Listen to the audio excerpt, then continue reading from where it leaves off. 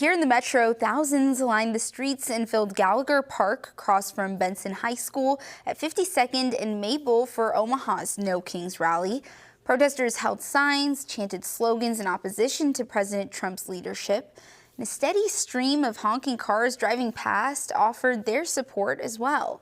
People we spoke with cited the economy, immigration, ICE activity, and the war in Iran as some of the reasons they came out in protest.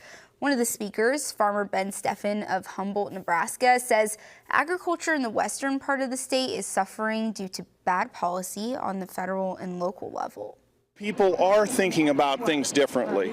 The conversations have shifted. There's a tremendous amount of unease around agriculture. The economics are in really bad shape. We haven't been in shape like this since the 1980s, and it's really opening up conversations. Maybe we need to think about things in a different way. Steffen says both rural and urban areas are being impacted equally by high gas prices, inflation, and other domestic issues.